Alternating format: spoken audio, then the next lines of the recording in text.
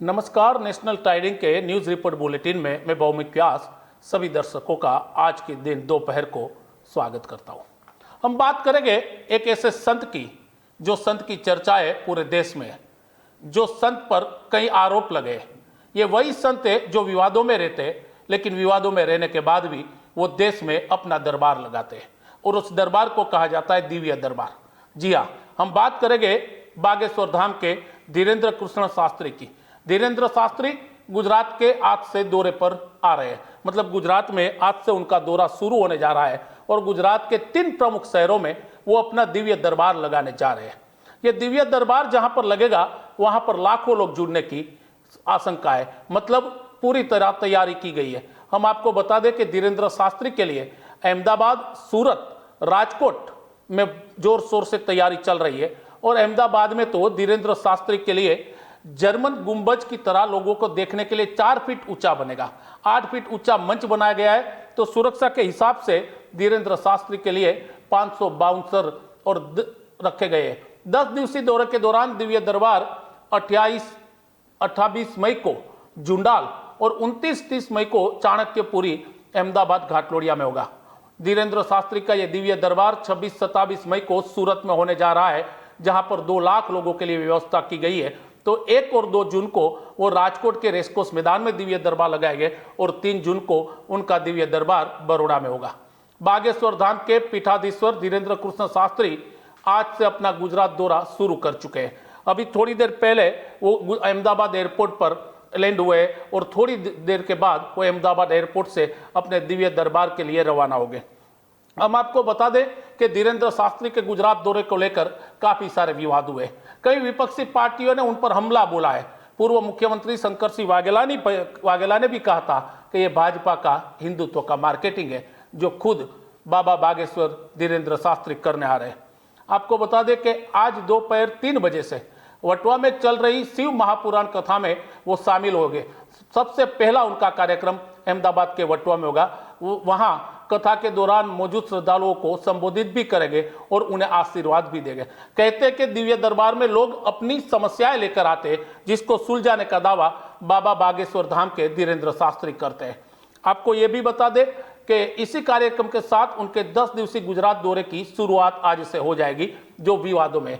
इसी दौरे के दौरान अहमदाबाद के अलावा सूरत, वडोदरा और राजकोट में उनका दिव्य भव्य दरबार लगेगा। आपको बता दें कि धीरेन्द्र शास्त्री का दिव्य दरबार 26 और 27 मई को फिर से एक बार हम बता रहे हैं कि सूरत में लगेगा, 28 मई को अहमदाबाद के चांदखेड़ा के पास जुंडाल में होगा, 29 और 30 मई को अहमदाबाद के घाटलोड़िया इलाके में होगा चाणक्यपुरी। हम आपको यह भी बता दें कि घाटलोड़िया जहाँ चाणक्यपुरी में यह दरबार लगेगा, वो गुजरात के मुख्यमंत्री भूपेंद्र पटेल का मत विस्तार है। अहमदाबाद गुजरात को हिंदुत्व की एक प्रयोगशाला भाजपा मानता है। 2024 से पहले माना जा रहा है कि भाजपा फिर से एक बार अपने एजेंडे पर काम कर रहा है। धीरेन्द्र शास्त्री का कहना है कि उनका किसी भी पार्टी से लेना देना नहीं है, लेकिन सारे राजनीतिक पार्टियों को इनके दिव्य दरबार में आने के लिए आमंत्रित भी किया गया है।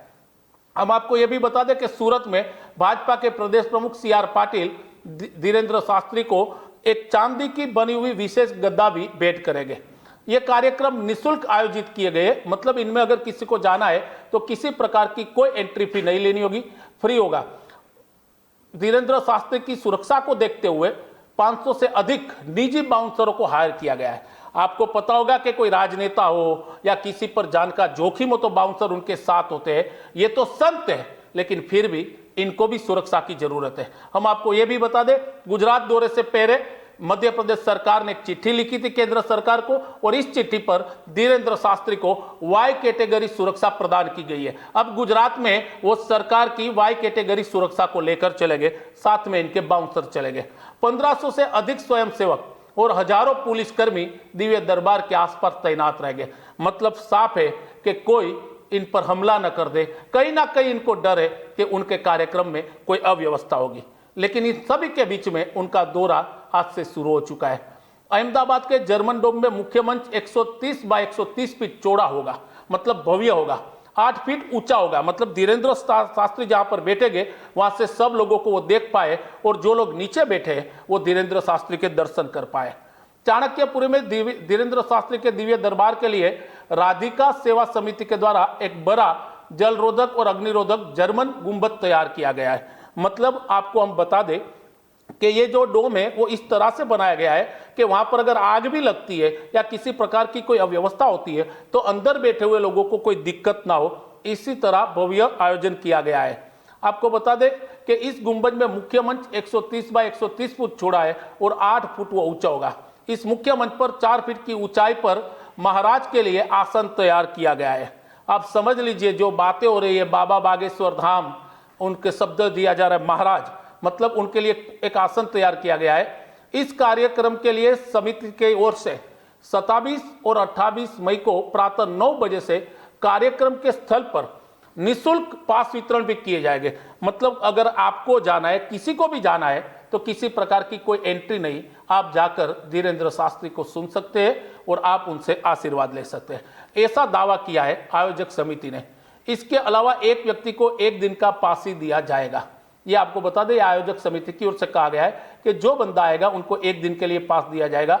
सायोना रोड पर पटेल डेयरी के सामने 2 पहिया वाहनों के लिए और आईओसी पंप के पीछे, अहमदाबाद की बात कर रहा हूं मैं, देवसिटी मैदान में 4 व्हील के लिए पार्किंग की व्यवस्था की गई है। तो 16 भागवत विद्यापीठ जो मैदान है उसमें भी आप अपनी गाड़ी, अपना बाइक पार्क कर सकते हैं। ये हम आपको इसलिए बता रहे हैं कि अहमदाबाद में ये दिव्य दरबार लगने जा रहा है। अहमदाबाद में धीरेन्द्र शास्त्री का मंच अब सजने के लिए तैयार है। जुंडाल में दिव्य दरबार का आयोजन Raghav farm and party plot पर किया गया है। 28 मई को गुरु वंदना मंच के नेतृत्व में यह पूरा आयोजन किया गया है। धीरेन्द्र कुशल शास्त्री महाराज का दिव्य दरबार यहाँ पर भी लगेगा। यहाँ पर भी ये लोगों की समस्या सुनेंगे। रिंग रोड के आसपास ये पूरा इलाका पड़ता है।